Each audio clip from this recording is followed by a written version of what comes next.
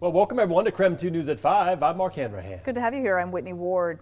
Our top story tonight at 5 of what's being called a once-in-a-generation opportunity for the city of Spokane. A new massive partnership could transform every corner of the city, but it could also cost homeowners. KREM 2 Shannon Mowdy breaking down the proposal that could show up on your ballot later this year. Shannon?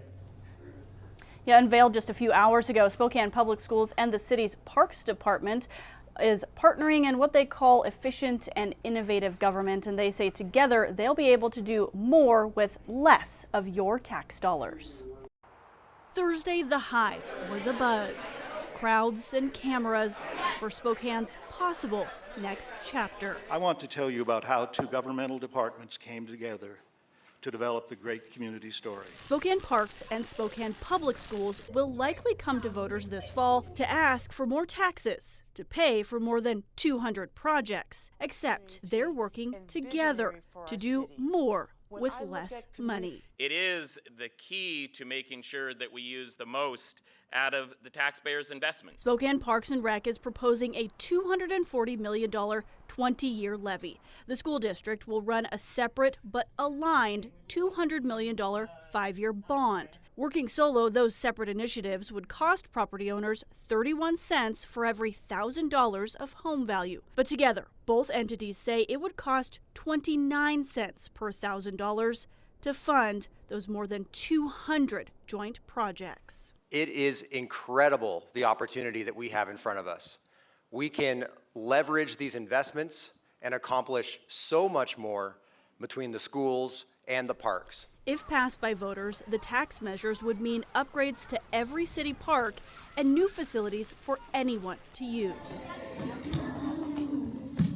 Spokane Community College has offered its indoor pool to become Spokane's new indoor aquatic center. We have a high demand of swim lessons in our community. We also have a high demand of lap swim and programming time. Schools would also get upgrades or complete replacements. Adams and Madison would be rebuilt to also house Boys and Girls Club locations. So we stepped back and we said, maybe we shouldn't be building schools anymore. Maybe what we should be doing is building community centers. You can explore the hundreds of projects on togetherspokane.org and check the monthly tax impact based on your home's assessed value. For instance, for Spokane's median home value of $330,000, the two combined taxes would cost just under $8 a month. For a $450,000 home, you'd pay less than $11 every month.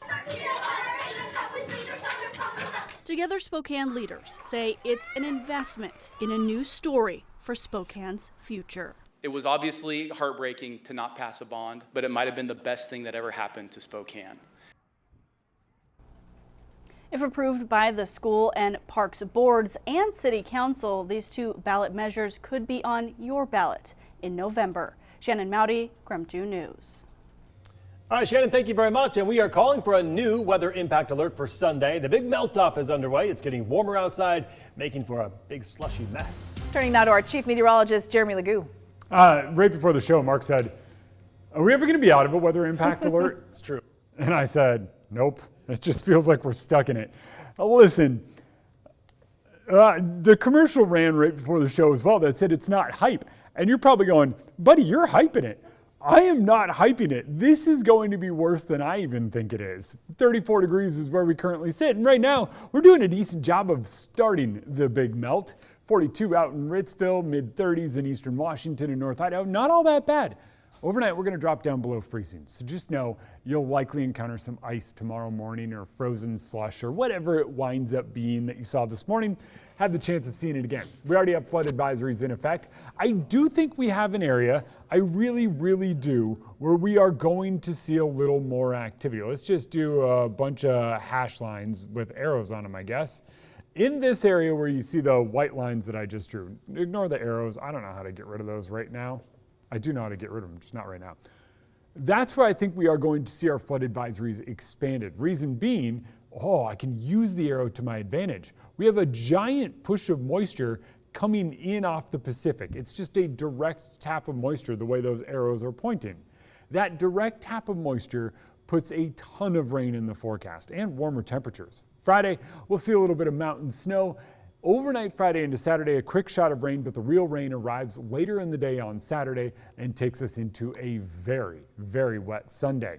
And with temperatures climbing to near 50 degrees, we are going to melt the snow. We are going to see almost an inch of rain on top of the melting snow, and our ground is still frozen, so none of that has anywhere to go.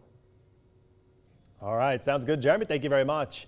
And new tonight, Coeur d'Alene police have revoked the business licenses of 5 massage parlors after allegations of illegal sexual activity. KREM 2's Christian Garza has been in Coeur d'Alene all day today and shares how police got to this point in their investigation. Christian? Coeur d'Alene police say they have been following this case for about a year now after reports came in last spring. In Coeur d'Alene, we're concerned about crime, and we're going to aggressively investigate crime because we don't want it in our town. An investigation almost a year in the making results in the loss of business licenses for 5 massage parlors in Coeur d'Alene. Coeur d'Alene Police Sergeant Jared Renault says Oriental Massage Spa, Red Sea Massage, Oriental Bodywork, Asia Massage, and Chinese Massage all had their business licenses revoked on Wednesday after police got several reports of unwanted sexual touching. At some point during the massage, there were sexual favors either offered or started. Sergeant Renault says that police are also concerned that some of the employees of the massage businesses may be victims of sex trafficking and were brought here from different countries with limited English. Different girls are moved to different businesses, especially once they're identified as being a potential sex worker. They kind of disappear and move to other towns where these employers can move them to. In a release from Coeur d'Alene Police, they said that despite the businesses losing their license, local prosecutors have declined to press criminal charges. Sergeant Renault says it's hard to pinpoint who is at fault during these investigations because it just turns into a he said, she said situation when different businesses and clients are interviewed following the reports. Now, how do you know if you're booking a massage at a legitimate facility? Sergeant Renault says there are certain characteristics that set other massage parlors apart from the ones that had their licenses revoked. Like they don't have specific signs advertising their business. Instead, it's just a generic neon sign. The windows of the business are covered with signs or curtains so people can't see inside, as well as operating on a cash basis and not having a customer log. Those are all concerning, and as a customer, I would have concerns about that.